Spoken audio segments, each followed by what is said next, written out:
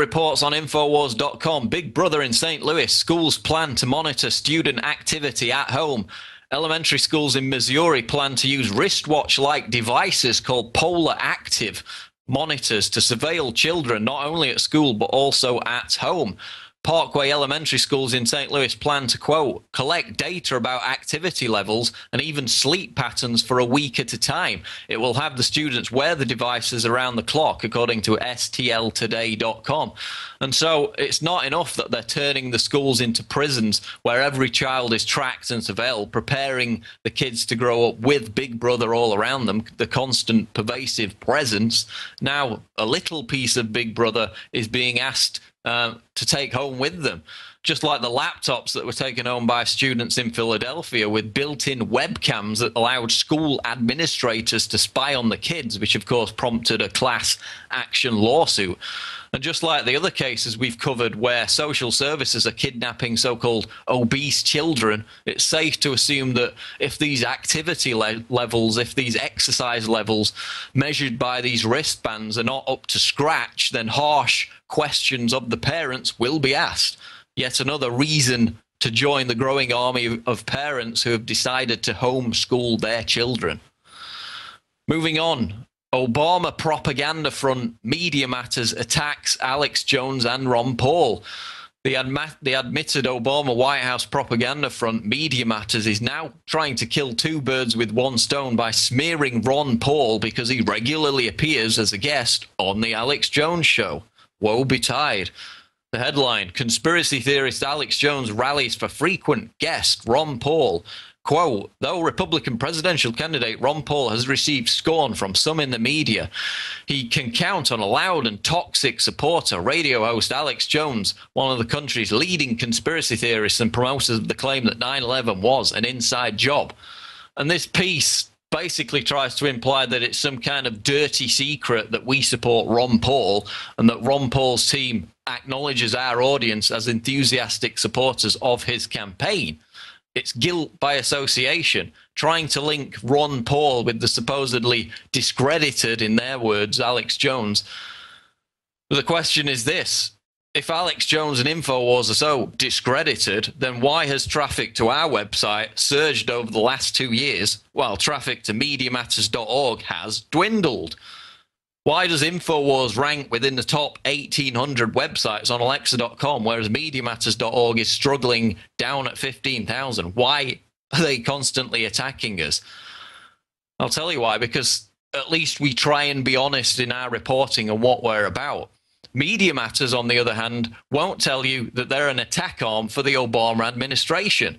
They won't tell you about how they're tied at the hip with Think Progress as part of John Podesta's progressive media propaganda campaign, described as, quote, in their own words, quote, a war room for promoting the foreign and domestic policies of Barack Obama. This is John Podesta, Clinton's chief of staff, head of Barack Obama's transition team. This is the guy behind Media Matters attacking Alex Jones, attacking Ron Paul.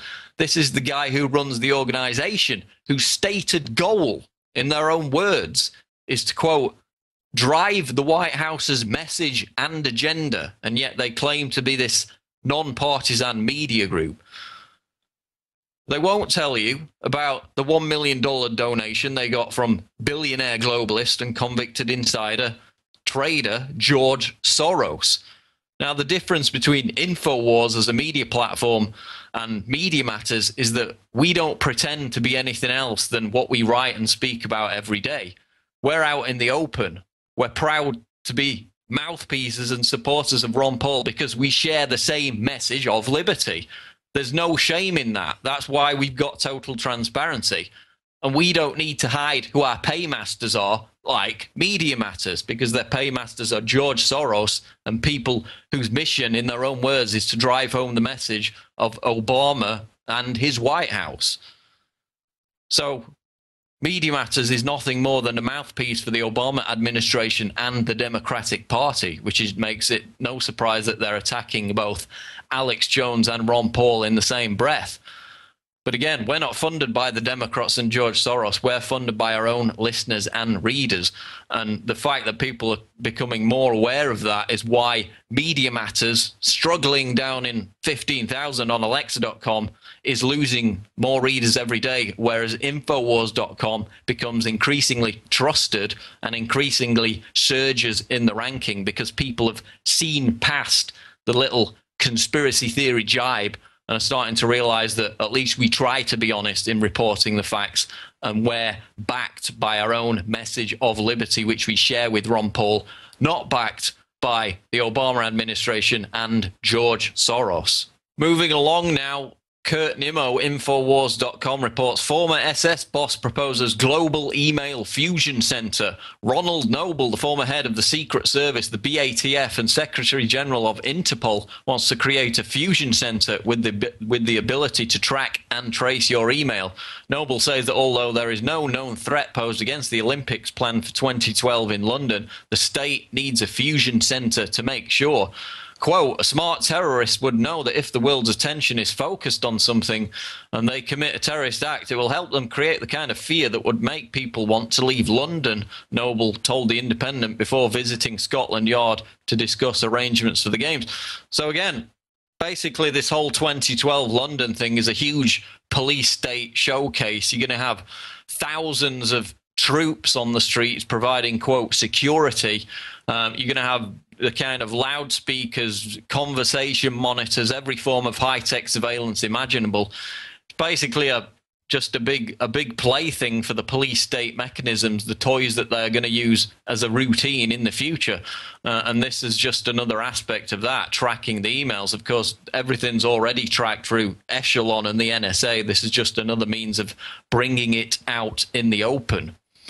Moving on to our next story, privacy watchdog presses court on NSA-Google partnership. This is Steve Watson, Infowars.com. The privacy watchdog group Epic has urged the Court of Appeals to disclose more information regarding the widely publicized close working relationship between the National Security Agency and Google. Epic, short for the Electronic Privacy Information Center, has filed an opening brief challenging the NSA's response to the group's Freedom of Information Act request for details on the cybersecurity agreement that the search engine shares with the spy agency. Story hit the headlines a year ago in January 2010 following a highly sophisticated and targeted cyber attack on the corporate infrastructure of Google and some 20 other large US companies. The attack was blamed on the Chinese government, prompting Google to embrace a collaboration with the federal agency in charge of global electronic surveillance. So again, electronic surveillance, Google working with the NSA, all in the name of cybersecurity.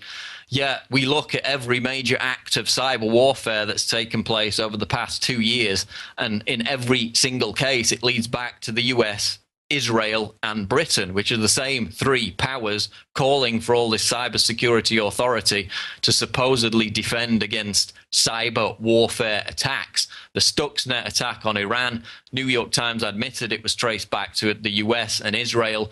And then, of course, it was openly reported a few months ago that the Obama administration had launched a cyber attack against Libya when they were in the process of trying to overthrow Colonel Gaddafi with the aid of NATO and the Al-Qaeda rebels.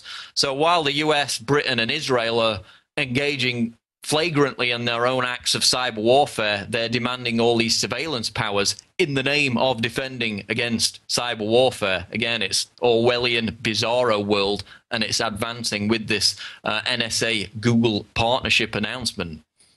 Coming up on InfoWars Nightly News, Alex Jones talks to Antonio Bila about a shocking incident on New Year's Eve where Bila was arrested for trying to film a case of police brutality and defend a woman from police abuse, another case of police treating recording as if it's illegal.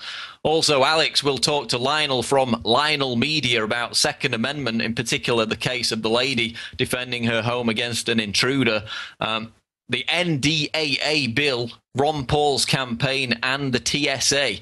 Now, in signing off, I encourage all our great subscribers to continue to support us. If you're watching this on YouTube, please consider subscribing to prisonplanet.tv. My name's Paul Joseph Watson, signing off. InfoWars Nightly News.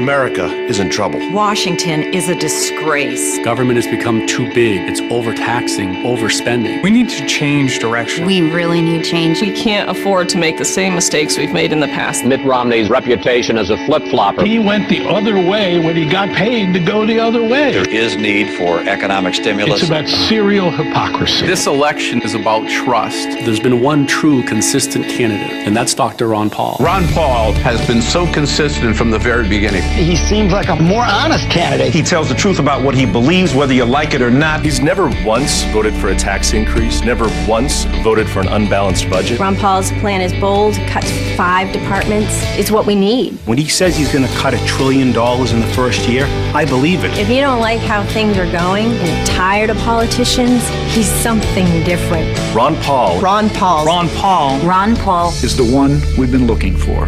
I'm Ron Paul, and I approve this message.